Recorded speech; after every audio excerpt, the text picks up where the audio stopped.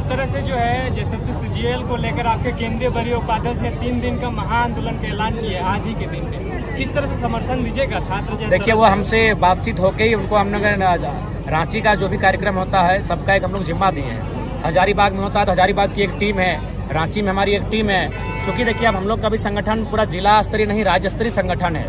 इस राज्य में हम लोग को हर एक मुद्दों में देखना पड़ता है, तो इसलिए का भौगोलिक सीमा के आधार पे हम लोगों ने आंदोलन को एक नेतृत्व के रूप में एक टीम को तैयार किया है और हम लोग हर एक आंदोलन का समर्थन करते हैं और उम्मीद करते हैं कि परिणाम हमारे पक्ष में होगा। बस हमें जो साक्ष्य हैं वो साक्ष्य हमें सौंपा जाए, निसंदेह हम लोग मुखर होकर इस आंदोलन में कूदेंगे। छात्र का आरोप लगा रहे हैं कि जयराम महतो जो है सशरीर उपस्थित नहीं हो रहे। देखिए, हमें क्या, हम तो अभी जाके सशरीर उपस्थित हो जाएंगे, लेकिन जो छात्र आज ये कह रहे हैं पहले उनको भी जानना चाहिए कि उनके जो संचालक हैं जिनके नेतृत्व में उन्होंने आंदोलन किया था, नाम बताने की आपको आवश्यकता नहीं है, उन्होंने खुद लाइव में आकर कहा था कि कोई पॉलिटिकल लीडर नहीं आएंगे। तो भाई आखिर हम लोग भी तो बंधे हैं, हमारी एक पार्टी अब बन चुकी है, अब हम लोग का सिंबल आ चुका है, तो हमने तो छात्रों के जो प्रोटोकॉल है उसका अनुपालन किया है। वहाँ हमको लगता है 10 में 3 जो छात्र वो हमारे जेल कैंप के सदस्य हैं, उनका खुद का सबने लाइव में आके कहा था कि किसी प्रकार से कोई पॉलिटिकल पार्टी यहाँ इंटरफेयर नहीं करेगी। तो इसलिए उनके आंदोलन को हम लोग अपने स्तर से बैक सपोर्ट करेंगे। हम लोग जिला स्तरीय प्रदर्शन करने जा रहे हैं 1-2 दिन में, और इसके लिए हमने जिला अध्यक्षों की एक मीटिंग भी बुलाई है। जल्द ही हम लोग सीजीएल के जो परीक्षा में गड़बड़ी है उसको लेकर जेल कैंप अपने अलग स्तर से आंदोलन करने जा रहे हैं। 5वां जेपीएससी में जो है बहुत ध्यान लेवल सब कर मंत्री कर विधायक रिलेशन कर सब कर रहलो, तो तोर सरकार आयल बात की तो यहाँ पर फिर से जांच कर दें। देखिए, स्पष्ट है कि जो भी गलत कार्य हुए हैं पूर्ववर्ती सरकारों में उनकी जांच पुनः कराई जाएगी, पारदर्शिता के साथ जांच कराई जाएगी और निष्पक्ष और स्वतंत्र होकर तमाम ऐसी परीक्षाएं जो संशय के घेरे में हैं उनकी जांच कराई जाएगी।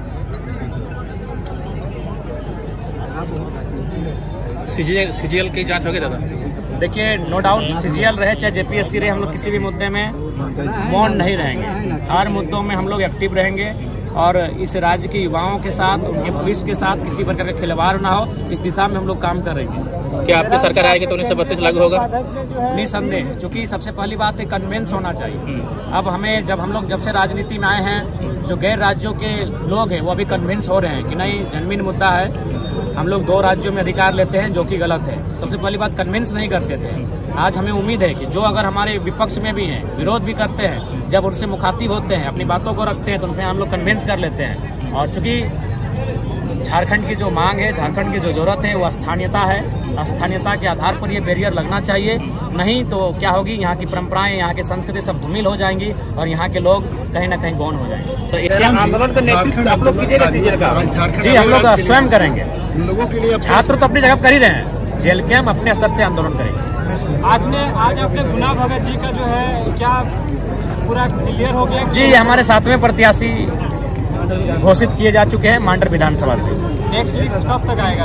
नेक्स्ट लिस्ट देखिए जब फ्री होंगे आ जाएगा। हम लोग अभी रांची से फिर घर जाना है, गाड़ी में सफर, खाना पीना गाड़ी में, तो जब रुकेंगे थोड़ा शांत रहेंगे, कलम चलाएंगे और लिस्ट जारी हो जाएगी।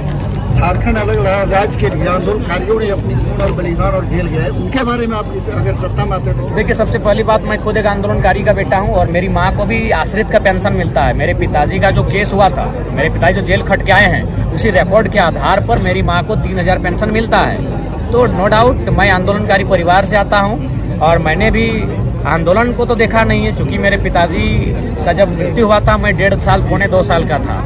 लेकिन अपने माँ से किस्सों को सुना है, अपने गांव वालों से किस्सों को सुना है, अपने पिताजी के दोस्तों से उनके किस्सों को सुना है, अपनी बूढ़ी दादी से उनके किस्से को सुनता हूँ। तो लिहाजा आंदोलनकारियों के लिए सम्मान होगा।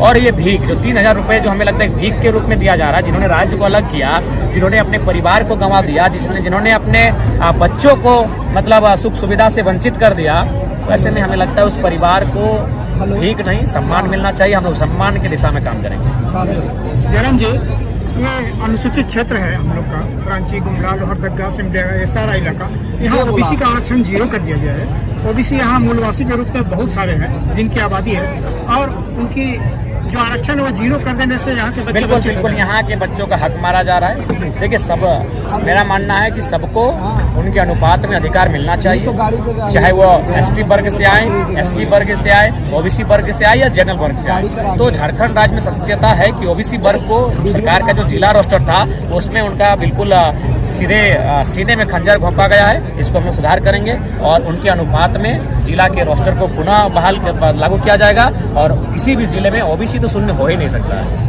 जयराम जी, आपने डुमरी सीट पे चुनाव लड़ने का जो है घोषणा कर दिया है, लेकिन आपने भाषणों के दरमियान ये कहते थे कि जगन्नाथ दा का हम सम्मान करेंगे। तो सम्मान किए हैं जी, आजीवन सम्मान किए हैं। क्या बिरसा भगवान के जो नाती पोता चुनाव लड़ रहे हैं? क्या तिलका मांझी के नाती पोता चुनाव लड़ रहे हैं? अरे भाई, लोकतंत्र का मतलब क्या होता है कि ठीक है, तब तो आप किसी दिन हेमंत सोरेन की मत बुराई कीजिए, क्यों करना हो? किसी आंदोलनकारी के पुत्र हैं, तब तो आप आयसू की भी बुराई मत कीजिए, वो आंदोलन से उपजी हुई पार्टी है। ये भावनाओं से बाहर आइए। भावना का मतलब क्या होता है? उस परिवार की मदद करना। विधायक बनाना भावना नहीं होता है। चलिए ठीक है दादा।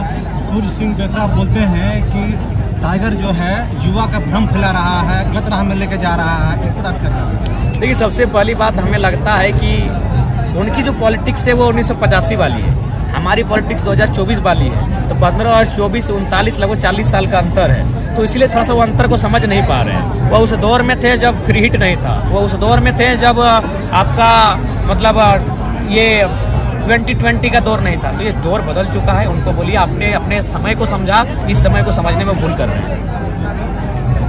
इरफान अंसारी बोल रहे थे कि मेरे ऊपर टिप्पणी ना करें।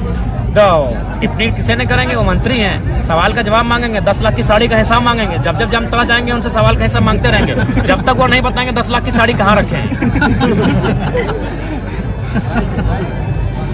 ऐसे भी इरफान अंसारी जी दिल के बहुत स्वच्छ है। हालांकि सरकार में जब आए हैं तो मलाई वो भी मार रहे हैं, घोटालेबाजी वो भी कर रहे हैं। इसीलिए हमें लगता है वो डॉक्टर ठीक थे, नेता बन के अपने आप को थोड़ा डिस्टर्ब कर लिए। बोल रहे थे कि साला हमको भी नहीं छोड़ा। किसी को नहीं छोड़ेंगे तो क्या। और एक ऐसा शख्स है इरफान अंसारी, अगर आप टेंशन में हैं तो उनके वीडियो को देखिए, थोड़ा सा टेंशन कम हो जाएगा। इरफान जी को कोई भी ऐसे सीरियसली उनके वीडियो को कोई भी वॉच नहीं करता, कोई भी रहे। जो भी उनको वॉच करते हैं अपने फ्रस्ट्रेशन को, अपने मतलब जो उदासी हताशा छाती है उसको दूर करने के लिए बड़ी अच्छा बातों को रखते हैं। जयराम जी, अंतिम ये सवाल है कि मांडर विधानसभा क्षेत्र आपके लिए नया है, बिल्कुल नया है, पहली बार आप पेड़ों आए हैं। तो यहाँ इस मांडर विधानसभा को फतह करने के लिए आपने क्या प्लानिंग बनाया है, कैसे आप इसको फतह करेंगे? देखिए, सबसे पहले इस विधानसभा को फतह करने के लिए हम लोग तमाम सामाजिक समीकरण को डेटा तैयार करेंगे। उस डेटा के आधार पर हर एक बूथ में हमारे जो बूथ के लीडर्स होंगे, कैडर्स होंगे, उनको तैनात किया जाएगा और हर एक तबका, हर एक वर्ग के साथ हमारे जो प्रत्याशी होंगे, हमारे क्षेत्रीय प्रभारी होंगे, हमारे जो प्रखंड की इकाई होगी, उनके साथ टेबल टॉक करेगी, उनसे बैठेगी और उनसे जानेगी कि हम किन किन चीज़ों पे इस क्षेत्र को विकसित कर सकते हैं। और उनकी राय शुमारी से ही हम लोग यहाँ आने का काम करेंगे, उन्हें अपने विश्वास में लेंगे, अपने आप को उनके विश्वास के सांचे में ढालेंगे और मांडर विधानसभा को फतह करने का काम करेंगे।